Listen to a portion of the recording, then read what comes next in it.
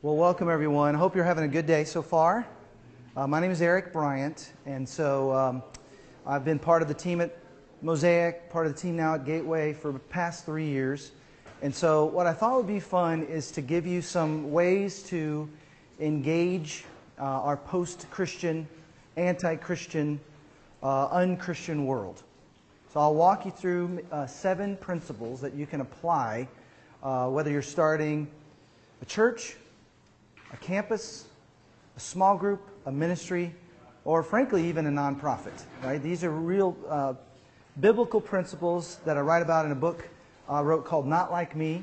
In fact, the first version, we were just talking about this in the main session, the first version I sent to the editor, and they sent it back saying, "You're being too judgmental of people who are judgmental."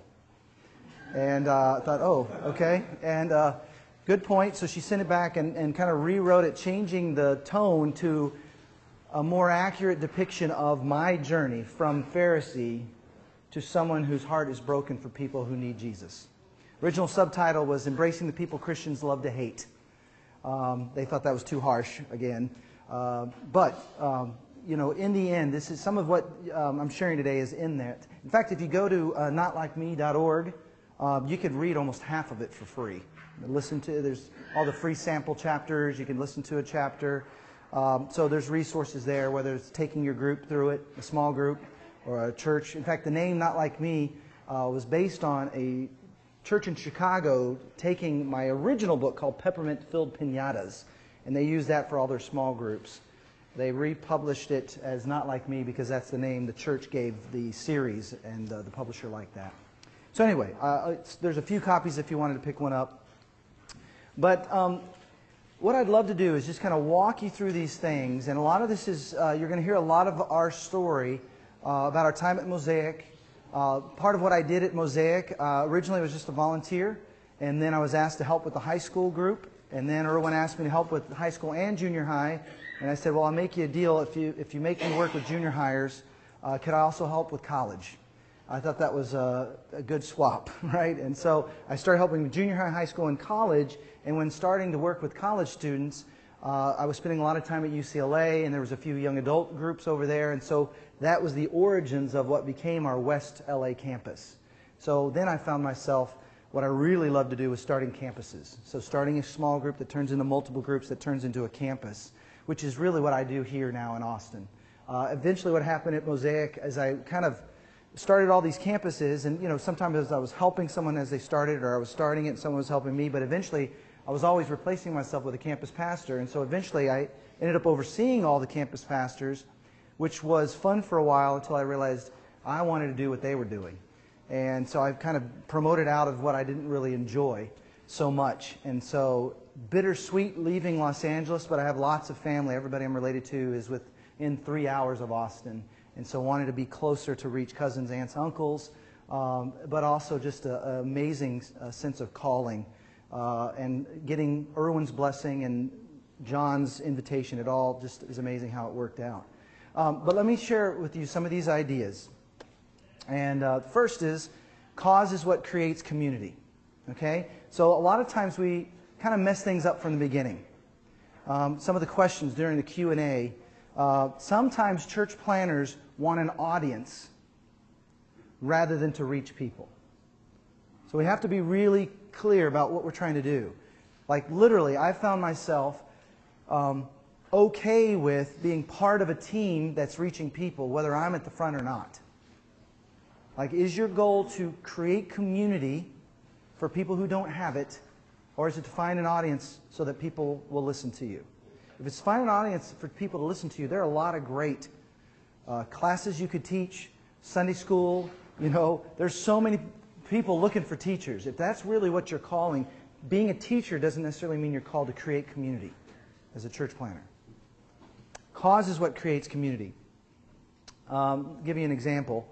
Matthew 4:19. If you know the verse, I didn't put it up there, so we'll test our memory, right? Jesus starts this movement by saying, "Come, follow me, and I will take you to heaven." Remember that verse? That doesn't sound right. "Come, follow me, and I'll meet all your needs." Remember that one? That didn't sound right either. Some of you are looking at me like I'm wrong. Okay, let me think. Come follow me and I'll give you great songs to sing about me. I will inspire David Crowder one day to write songs you will love. All right? No, that doesn't sound right either. See, Jesus' invitation was none of those. He didn't invite us to follow him so he could protect us, so he could teach us. He invited us, he says from the very beginning, come follow me and I'll make you fishers of men. Come follow me and lose your life in serving others. Come follow me and be a part of changing the world. So the very beginning, Jesus began this movement based on not what people could get, but what they could give. And so often, we communicate the gospel in a way that it's all about the benefits of following Jesus. When in reality, we need to invite people to give their life for something that matters and to someone they can trust. That changes everything. Because too often we create consumer Christians by the way we lead them to faith. And we're surprised that suddenly they're leaving us because they want to go somewhere else where because we're not meeting their needs. We've talked about that throughout the day. A great movie came out years ago, Lord of the Rings. Remember the subtitle? Fellowship of the Rings, right? You guys are Lord of the Rings fans, right? Remember this? So, Lord of the Rings, right? The word fellowship finally gave us a better understanding of what that word really means. When I heard fellowship, I thought of, church camp, kumbaya, turn to the right, massage the person in front of you, turn to the left, It's what Christians could do for each other. But that movie showed hobbits and dwarves and people and these creatures that could not stand each other suddenly united for a common cause. The cause was to save civilization. How much greater is our cause? The cause of bringing hope to humanity, and his name is Jesus. Love that film. Part of it is I think I'm related to hobbits. Josh knows my family. We're all little people. My mom's 4 feet 11 inches tall, which I've taken defensive driving twice in the last 2 weeks. That's not a good thing. But on that, I've discovered in Texas you have to sit in a booster chair until you're 4'9" or taller. So I told my mom if she keeps shrinking, she's going to be in a booster seat next time she comes visit. But we're little people, right? One time when my little boy was, I guess he was first grade, he was so much smaller than all the other kids in his class. I went to the doctor and I said, I'm really concerned. Caleb is so much smaller than everybody else. What can we do? And she looked at me and she said, well, Mr. Bryant, you and your wife are little people.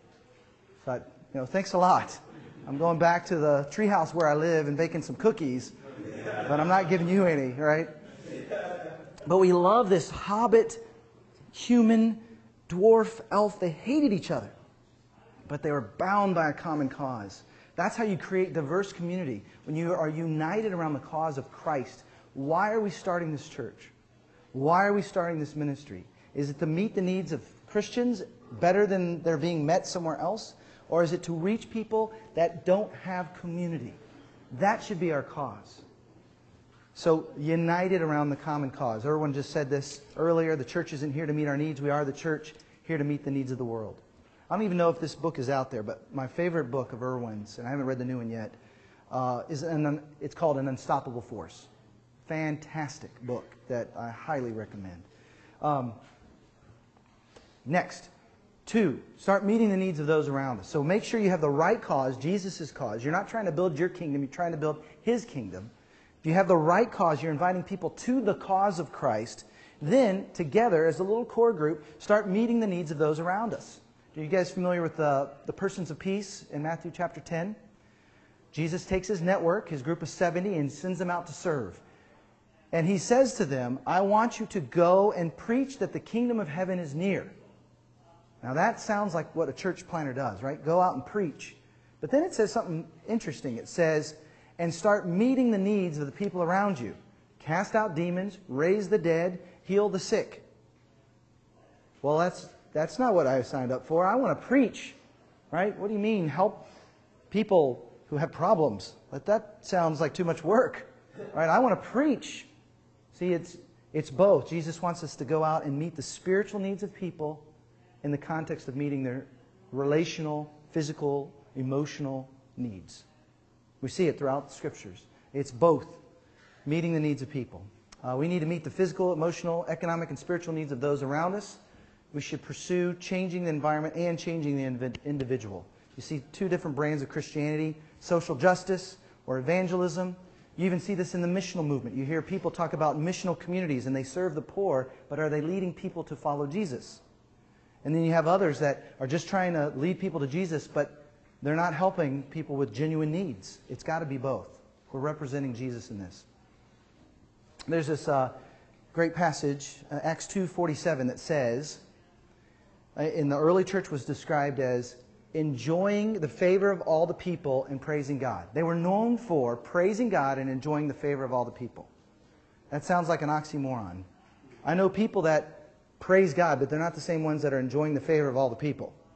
And I know people who are enjoying the favor of others, but they're not known as praising God. How is it possible that these people who believe that God came, lived a perfect life, died on the cross, rose from the dead, they would get together and they would eat of His body and drink of His blood? Like that is some strange beliefs, right? And yet people were, rather than repelled by their beliefs, intrigued by their character. Because that passage tells us that they would actually sell their stuff, their possessions, take the money and meet the needs of people around them. They may be crazy. They may have these odd beliefs that Jesus is alive. I saw Him get crucified, but you know what? They'll pay your rent. I don't care what they believe. I'm going to hang out with them. See, now in our day and age, the church, people when they were in need would go to the church. That was back in the day. They don't do that anymore. They have a need, they go to Goodwill, right? They call 211. Like the church is not known for the place that meet people's needs. We have to decide, do the people around us, do my neighbors, family, co-workers, friends, do they look to me when they're in crisis? Begin to meet the needs of those around us. Number 3, reach out to the xenos, the stranger, the alien. You're starting from scratch, right? So everyone you meet could potentially be one of your future leaders. Every single person, when you're starting a new church, a new campus, a new small group, a new ministry, anyone you meet could be one of your future leaders. But you'll never know unless you connect to people who right now might be strangers to you. Right? Looking for ways to connect to the stranger, the alien, the foreigner. Creating a place of hospitality. We talk about it, at Mosaic, it was you can belong before you believe. At Gateway, come as you are, but don't stay that way. It's this idea of creating this space where people are welcome, no matter what they may look like, no matter what they might believe, no matter what decisions they might make along the way. Here's one of the interesting things. Some of our people will love that our churches are welcoming and take that as counting in terms of their efforts. But really, are they welcoming? Are our people inviting others into their house, into their home? Are we helping our people learn their neighbors' names, meet the needs of those around us, and connect with those who are disconnected? Next, principle 4, develop authentic friendships with those you know. Another Greek word from the Scriptures, oikos. It's your sphere of influence, your neighbors, family, co-workers, friends. What happens in the Scriptures, as you see, and we kind of alluded to this earlier, but people like Lydia would come to faith, and it says she was baptized along with her household, her oikos, her sphere of influence. It wasn't her husband and kids. It was her family, neighbors, co-workers, and friends. One person comes to faith, and they unlock all these relationships. The jailer in Acts 16, he gets baptized along with his household. See, we're so individualized in America. We have this amazing moment. We lead someone to faith, and we don't think to ask the very next question. Are there other people you know that you think would want what you just discovered? That unlocks so many other relationships. I saw this happen in LA. One woman comes to faith. She shares her story at a party with all of her family and friends. Within the next several weeks, she's baptized. Within the next several months, 13 people in her family choose to follow Jesus. It can still happen in our culture. We don't have to keep everything so individualized. We have to be intentional about it happening.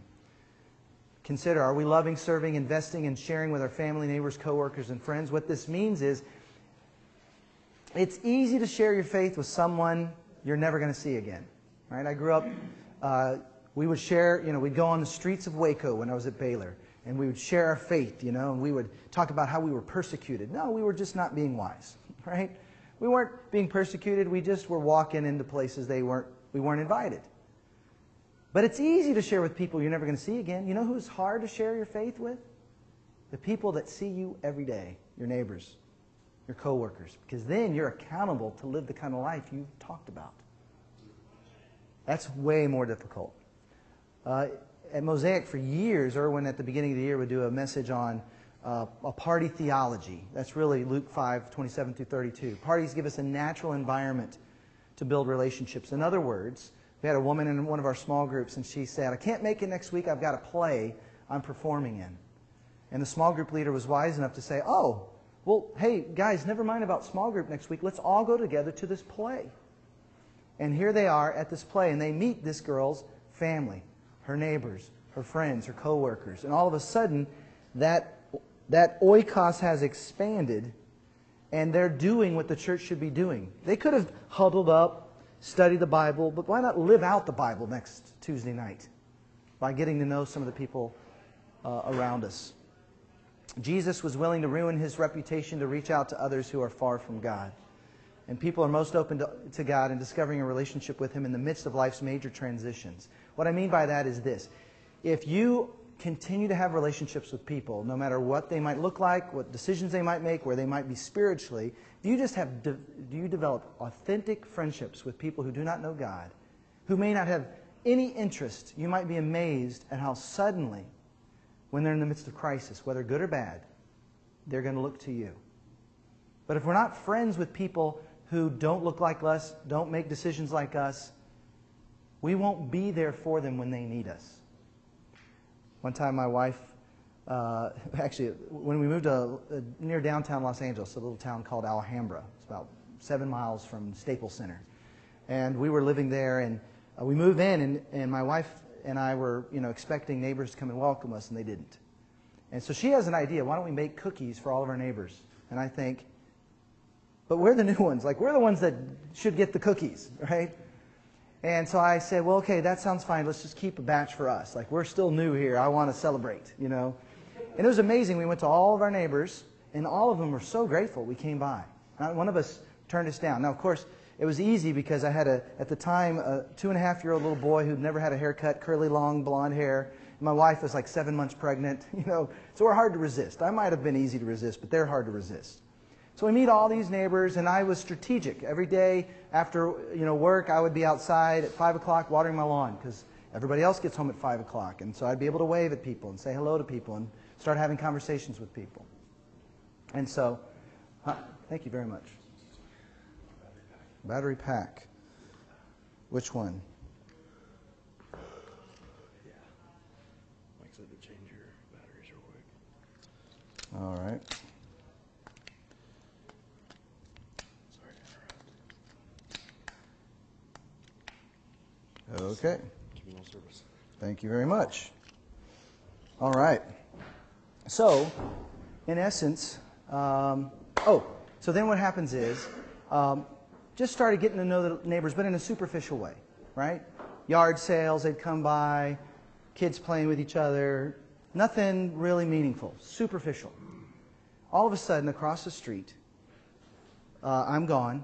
My wife hears yelling from across the street. And the couple was having an argument that started inside and moved outdoors. And basically, he yells, I'm never coming back, gets in his car, slams the door, drives away. She stands there in shock. It's a fight that just went far beyond what should have happened.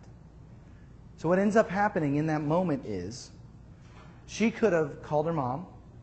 She could have called a friend. She grew up in Los Angeles. Any one of, her sister, she could have called anybody, but instead she comes running across the street to find my wife. They were friends of ours, right? They knew us. Not very well, but they knew us. And of all the people in Los Angeles that she could have found, she came to my wife because she needed help. My wife was there for her, and in that moment they cried together. She asked if she could pray with her, and she actually helped her reconnect to faith. In fact, what had happened is she'd kind of grown up in the church, but then she got pregnant as a teenager and was basically ousted. And so had really kind of wandered away from God because the church had kicked her out. She reconnects with God, and over the next several weeks, he comes back. Over the next several months, he and I start spending some time together and talking about meaningful things, no longer just superficial, but significant things and then spiritual things. Eventually, she gets baptized, the little girl, and they all are going to part of a church. They come and visit us out here. We went and visited them out there. They took us to Disneyland. It's like these are now lifelong friends, and it started with knowing them and my wife being ready when there was a crisis. It's amazing how just being close, being proximity, gives us opportunity. All right, a few more thoughts. Oh, that's my wife. All right. There's a long story there, but I'll just skip to the fifth one. That was 20 years ago next week, by the way, that wedding picture. Yes, isn't that crazy? Time is flying when you're having fun. So, principle 5, allow people to belong before they believe. Come as you are, but don't stay that way. We should never allow our convictions to become a litmus test for friendship. This is where Christians, we have far too long failed in this arena. To the world, we feel like Jonah. If you remember the story of Jonah, the actual story, not the VeggieTale version, like the actual story of Jonah, Jonah hated the Ninevites. He wanted nothing to do with the Ninevites. Because he knew that if he were to go to the people of Nineveh, the people who had killed his own people, that God would probably forgive them. And he didn't want to risk it. So he ran the opposite way, swallowed by a whale. 3 days later decides, okay, I'll go. Goes, and of course they do. They come to faith. So he didn't like them. He hated them. And you might think, well, the church doesn't hate the people around us. Do they know that? The girl I told you that across the street, she got pregnant, she felt like that. The church didn't like her. In her moment of greatest need, she's pregnant, she's 17. She felt like she was not welcome anymore. Only perfect people allowed. Are we creating a place where people can belong before they believe? We shouldn't expect people to live as if they are a Christian when they aren't, especially since we have such a hard time pulling it off. This is an interesting thing you see in the Scriptures. Romans 2:4. If God's kindness led us to repentance, shouldn't our kindness lead to the repentance of others? When Jonah goes in to Nineveh, he just says, 40 more days and this place is going to be destroyed. And they all repented. What's interesting in that story, if you remember it, everybody repents, and then at the very end, the last person to turn his life to God was the king. And that's when he creates an edict. Everyone must worship God. Well, that's silly. Everybody already was worshiping God. See, the king was smart enough to know if he wants to stay in power, everybody needs to think he's on the same plan here. But see, to me, this is a wonderful way for us to change culture. We try to change the laws at the top and get people to start acting the way we want them to act, when they don't have the Spirit of God to even help them do it. But if we can start allowing people to embrace Jesus and let the Spirit of God change them, then all of a sudden they'll not want what we know is destructive in their life. It's amazing how many times I've seen people who were living together come to faith, decide to abstain from sex until they got married, without me ever even having the conversation.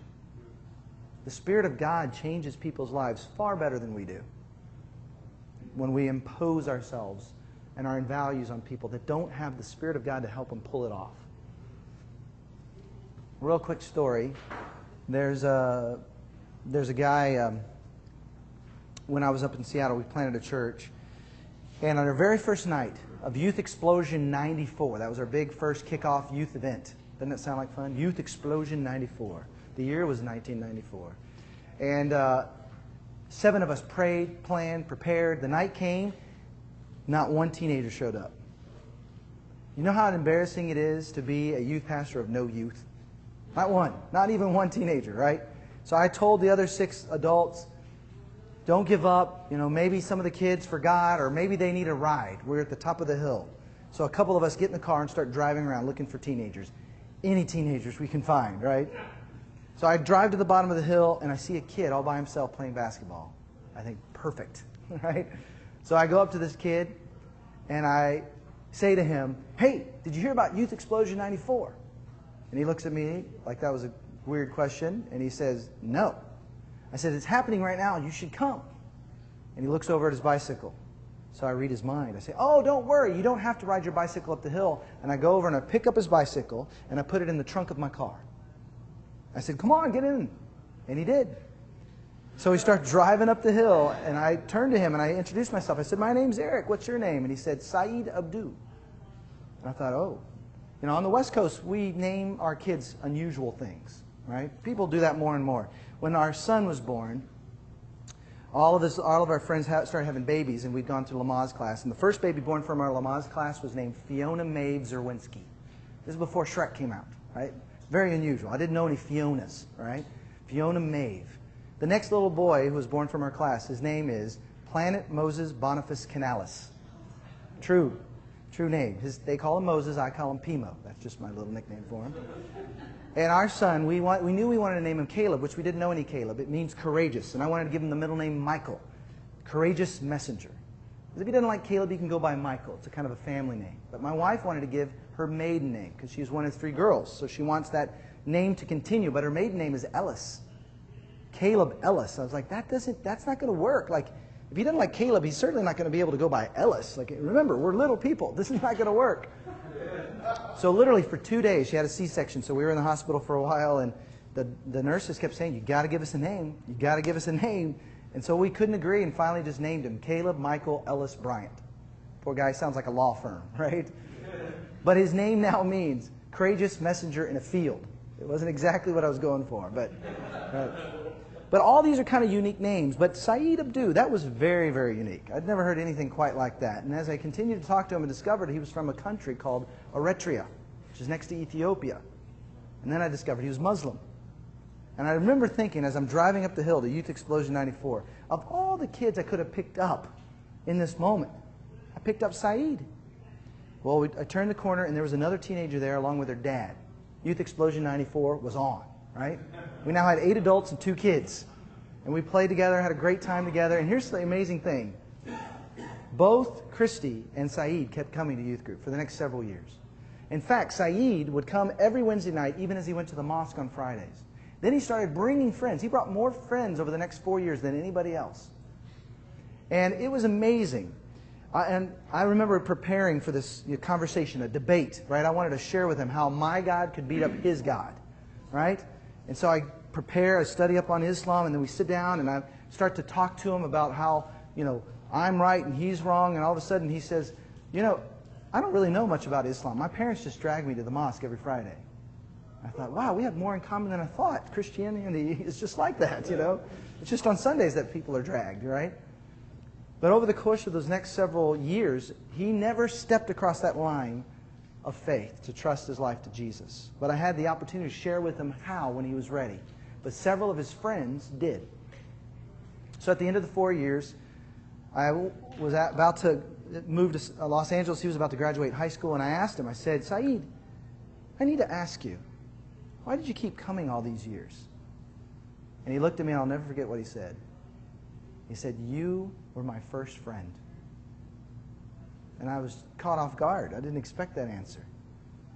It was almost as if he was saying, "I'm an immigrant. People don't hang out with immigrants. I don't look like people in Seattle. People don't hang out with people they don't look like." He was living with 12 people in a 3-bedroom apartment. It was as if he was saying, people don't hang out with people who are poor. People don't hang out with Muslims. And I remember feeling so convicted. You see, if I had known Saeed was Muslim, I probably would not have invited him. But I was so desperate, I didn't even think to ask. That's when I realized maybe I'm not desperate enough, often enough. So then I asked him, I said, "Saeed, why did you keep bringing so many of your friends?" And he said, "Well, they didn't have any American friends either. And I knew this would be a safe place for them." Well, then I said, "Well, Saeed, that very first night, why did you even come to that event?" And I'll never forget, a big smile comes across his face. He goes, "I thought you were kidnapping me. I didn't know English very well. You took my bicycle. I thought this crazy white guy's going to kill me. Now, I don't recommend to start your church that you kidnap a Muslim teenager, but I do recommend befriending the Muslim that lives near you, getting to know the people around you. I'm a better person because of my friendship with Saeed. He helped me better understand how to communicate my faith in a way that people who had no background whatsoever could understand. Somebody asked me when I've shared this before, allow people to belong before they believe. I mean, weren't you concerned about Saeed leading your Christian kids to his faith? Like, weren't you concerned that you're allowing somebody into your community? I mean, isn't the church supposed to be a refuge from the world? And then it dawned on me. She said, aren't you worried about your kids? And I thought, aha, that's it. Our kids, that's a perfect example. Our children, when they're born, are pagan. If any of you have children, wouldn't you agree? They're cute, but they are the center of their universe. They do not come out humble and eager to hear about how to die to self, right? That is not the way they're thinking. When my little girl came out, she was born, she came out screaming, not like a baby, more like a velociraptor. When she was about 2 years old, she couldn't speak, but she would, point at different things, and if we chose the wrong one, she'd scream again, right? If I didn't get the right skirt with the right, shirt, she would just yell. And I thought, man, this girl can't talk, but she can accessorize, right? She's going to grow up to be either the next Billy Graham or a dictator of a small country. Like, she's just got that kind of personality.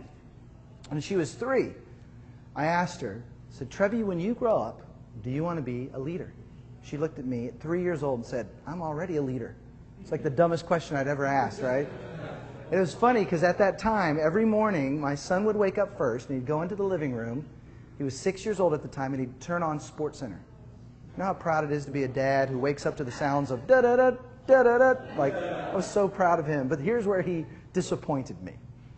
His younger 3-year-old sister would walk into the living room, and he would change the channel to cartoons. And then even worse, he would hand her the remote control. Pray for my son, right? She was a leader from the beginning, right? And at 4, I asked her one day, said, when you grow up, do you want to be president of the United States? She said, yes, I want my picture on the dollar. True story. I thought, wow, she does sound like a politician. That's impressive, right? Very vain. And my son, when he was 7, got baptized. He decided to follow Jesus. So I asked Trevi, I said, Trevi, would you like to follow Jesus? She's 4 years old. She said, verbatim, I already told Jesus I would be his leader. That is not what I hope to hear, right? My 4-year-old daughter is starting her own world religion in which Jesus follows her. So we kicked her out of the house, right? We didn't want her influencing my son, who would obviously be her first follower, right? No, of course we didn't kick her out of the house. We just stopped feeding her, right? We put her on lockdown. Of course not. We kept loving her. But see here, a loving community is inclusive. It allows people to belong before they believe, but it's also a place where you're willing to have hard conversations. One-on-one, we would share with her why it was not okay to tell her brother what to do. We had these hard conversations. We continued to love her. We continued to correct her, rebuke her when it was the right time, but show her a lot of grace, and eventually she decided to follow Jesus. She was 6 years old. On the way to Trader Joe's, she decides to follow Jesus. And I heard the story later, and I was so excited. And I said, Trevi, that's fantastic. I want to talk to you about something really exciting. I want to talk to you about getting baptized. And that's when my son said, she already baptized herself in the bathtub. And I thought, okay, we're going to have another hard conversation here. She is, here she is in her cuter moments at 3. Isn't she cute, little Trevi? But she also looks like this sometimes. Right?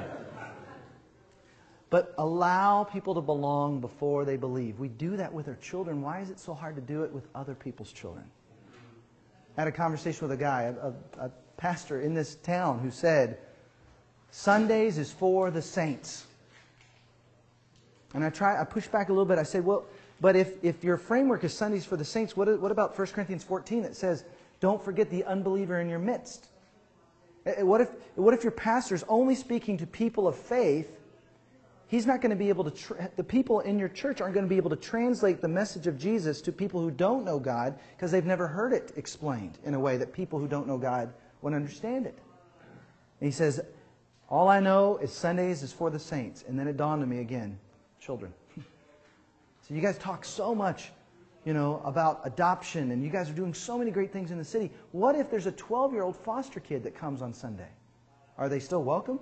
If they don't know Jesus? Well, of course they're welcome. Well, then maybe Sundays isn't for the saints. Or is it when the saints come together, but they create the space where someone like this 12-year-old little boy can understand what you're even talking about?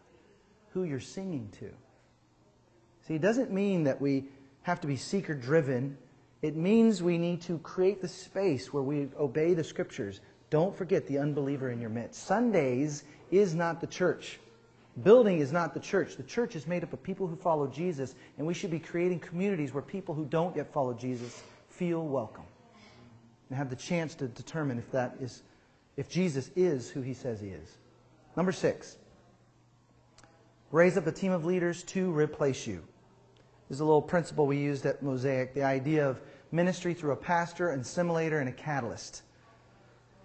This idea is there's the pastor who's trying to make sure we're taking care of who we already have. The assimilator is trying to make sure we don't lose anybody that's been around. But the catalyst is asking the question, who do we not yet have?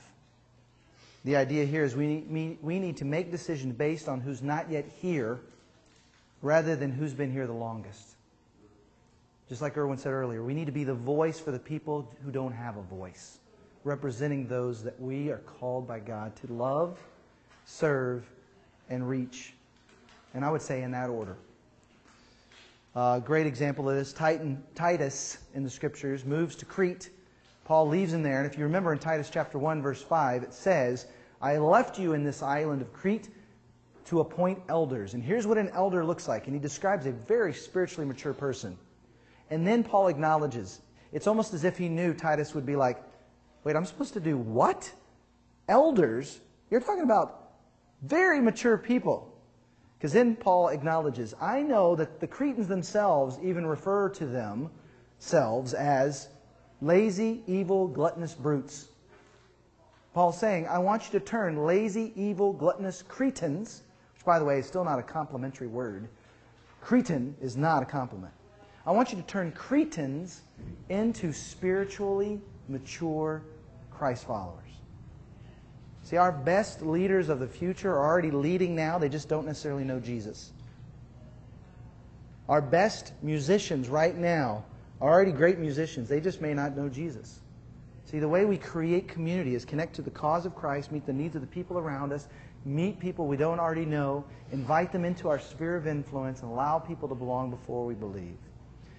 And then we do ministry by raising up others to replace us. And that leads to the last thing. Start over. Again, I'll send these to you, the email list that came around. About 10 times a year I send out a newsletter with articles, interviews, and free books. So I'll include you on that list as well. So I'll send that out. But here's some other resources. I mentioned my book, my website, ericbryant.org, books by John Burke, Erwin, of course, and then if you're not familiar with Dan Kimball or Gabe Lyons, they also have some really good books that help with that. Gateway Church, Mosaic, great examples to listen to. How do you communicate to an audience that does have people that don't know Jesus? Originsproject.org has actually transitioned a little bit, but really in many ways what we're doing now is kind of that transition, a tribe, whether it's Gateway or Mosaic or just a come as you are kind of church. All right, let me pause, see if you have any questions in the last few minutes that we have. Yeah. Josh, right? Yeah.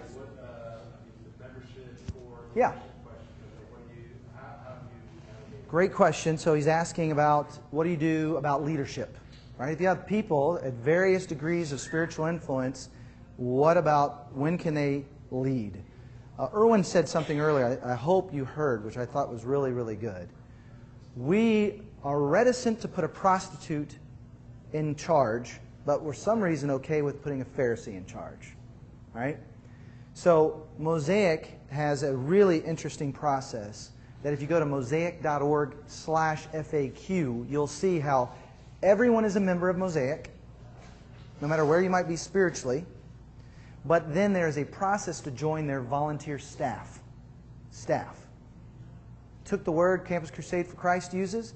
If you're familiar with Campus Crusade for Christ, Cru, they have a great model, right? Their employees, their staff, is really funded by local churches. Help me as I go to this college campus. It's brilliant. It costs Cru far less money, right? Raise money to be missionaries on this campus. So we took that idea and said, you know what? Instead of getting other churches to fund our missionaries, let's get local businesses to fund our missionaries. So teachers are paid by the school district to be missionaries on their school campus. engineers are hired by their engineering firm to be missionaries in their workplace. Now, the companies don't know that, but we know that. And so literally there's a process where we at Mosaic would describe our values and our convictions. And once you line up with our values and convictions and make the commitments required of a staff person, then you're commissioned to be a missionary to Los Angeles in the same experience that we commission people to go overseas. It's a beautiful experience. What we've done at Mosaic is it's a big, wide open door. Anyone can join, but it's a very, very narrow and difficult road to become a person who oversees the life of another person. So you can't oversee. What are the requirements for that? 4 requirements. You give your passions. That means you live a godly life. And if you're struggling, be honest about it. You give your service. You're involved in what we're doing as a community. You give your tithe. 10% of your income goes towards what we're doing at Mosaic. And you give your relationships. You're investing in people who don't know God. And then, every year, this kind of happened near the end of my time there, it became an annual commitment. So then if someone has a baby, has to opt out of ministry for a while, hey, I can't serve any for the next several months. I'm no longer on staff, but they're still part of the community. Now, Do you get any, like, I know probably not vote, but say on anything or well, speaking into... it's very similar to Gateway in this regard. We entrust decisions to the people we've given responsibility. So just to talk about Mosaic a little bit more, Mosaic has a group of elders, a healthy group now, and that group basically approves the budget and the senior pastor and property. But the budget is requested by the staff, volunteer and paid, that have responsibility in their area. And it's very similar here. So there's not like a vote. In fact, before I became an elder at Mosaic, the one business meeting I went to was the meeting that we actually voted to no longer vote. And so we basically said, we entrust the elders to this. The elders say we entrust the pastors and the volunteer staff to that. And so there's a nice little kind of checks and balances. But like even this room here at Gateway, John Burke didn't design this. Kenny Conley and his team of volunteers created this. And they were given approval by our board to spend this money however they see fit. So there's kind of this nice, you kind of move people out of making decisions in an area that they're not really involved in. So that mosaic.org/FAQ, we're even here at Gateway really trying to re-communicate our values and try to measure everything by our values. Come as you are, live connected, be transformed, change your world. So it's a process of discipleship, but it's also really what every person who says, this is my church home. So we would say, and we're in kind of conversations about how to be clear about this, because right now the conversation about giving, conversation about values and convictions are when you're commissioned to be, or not commissioned, but when you're saying, I want to be a small group leader, we have a one-on-one leadership assessment and conversation about this is what it means. Do you know what you would do in this situation when the couple is not married but living together? And when in doubt, know who to defer to or refer to. Defer. When in doubt, defer. So, but that's where the giving conversation. So what I'd like to do and what we're working towards is figuring out having that conversation with more than just the people who are small group leaders. But small group leaders they're pastors.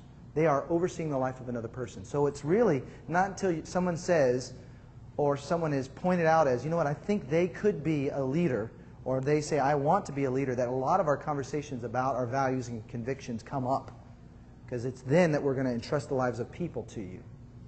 So a lot of times, conversations about, it's like when a couple that's living together says, I want premarital counseling, that's pretty much the first time I would ever talk to them about their living situation.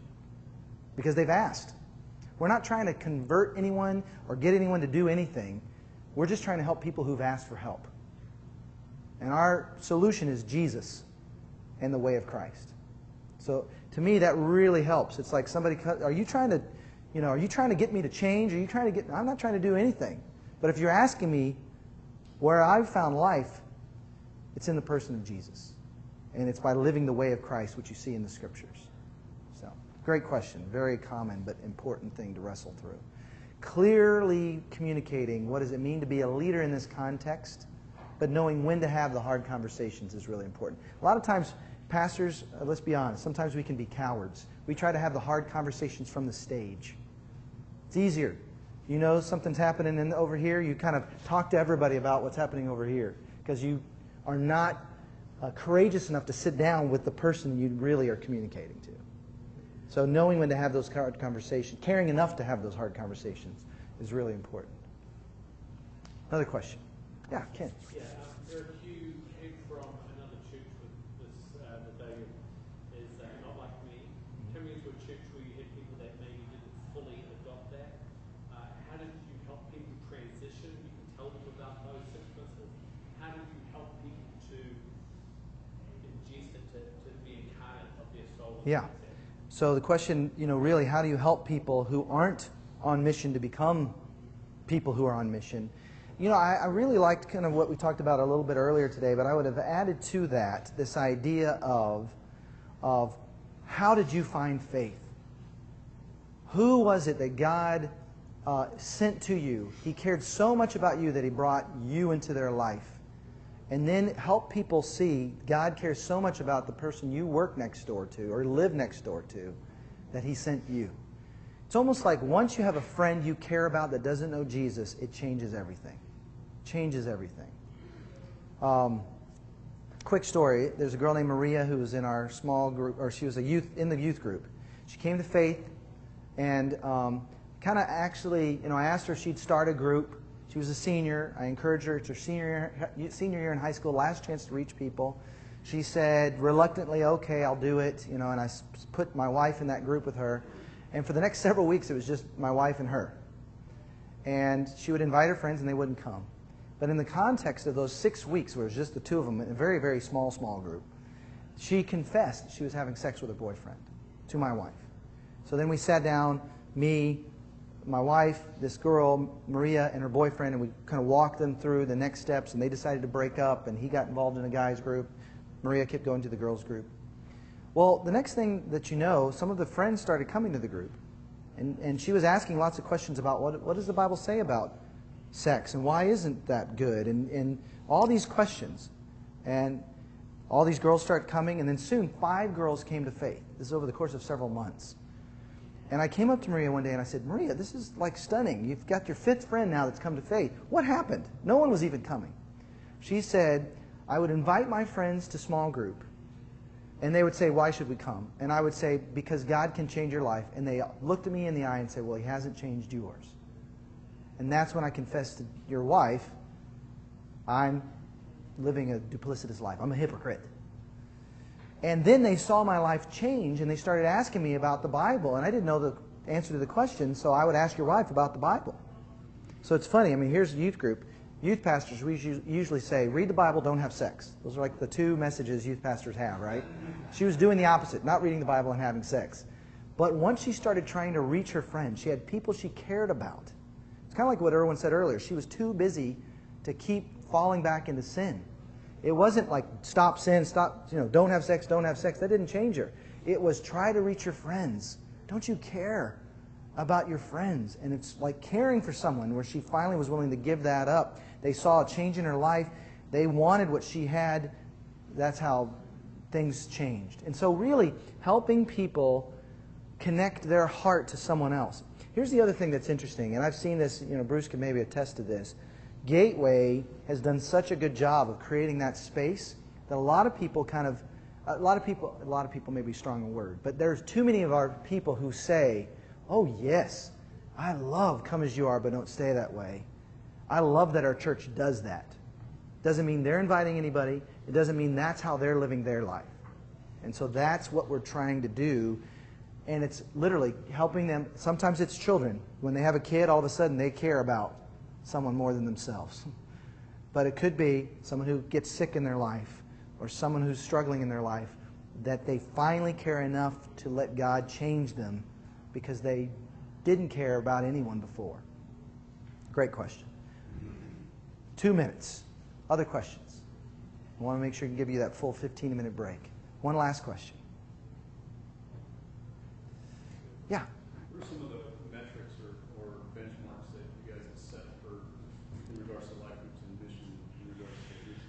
talking about benchmarks for life groups. You know, it's interesting because we definitely have a strategy, and I think the next session you're going to get to hear John kind of walk through some of that. But it's interesting because if you do this right, every life group looks a little bit differently. And so, you know, there's one couple, one of our leaders of a network, they started a small group that multiplied into 2 groups, multiplied into 3 groups. Well, their house is big enough to where they still all come together every Monday night, share a meal together, then they go into these 3 different parts of the house and have their 3 groups. So that's become a network, and then twice a month they serve. You know, they help at this place with foster kids, tutoring, and they help Habitat for Humanity. Like, they just kind of adopted projects that they then take people who don't come on Monday nights with them to serve. They're ready to serve, but they're not ready to go to a network, small group. So that looks a little bit different than the deals on Wednesday night. Once a month, they come together for dinner, my group, their group, another couple groups. We share dinner together, and we talk about what God did last month and what we can all jump in and help with next month. It's really become like an extended family. So it's hard to measure family, you know. But certainly some of the rhythm of what we do, and one of the things we're still figuring out is when does a network need to multiply into another network? We've had networks start other networks, but it was more like, you know, we have a lot of singles, so they're in this network Monday and helping start this one on Wednesday, you know. So some of the next session you'll hear kind of some of the strategy and benchmarks. But if you can start a group that turns into 2 groups that serves together, all of a sudden you're no longer a life group, you're a network.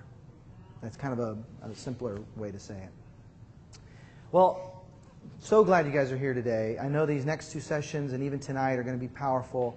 We've given you a big, long dinner break to kind of process and debrief, but take advantage of the resources that are there. If any of you are interested in this doctorate degree I mentioned earlier, doing that with me, or the master's degree, certainly love to help with that. But take these next 15 minutes, enjoy the break, and we'll see you back in the big room at 3:15.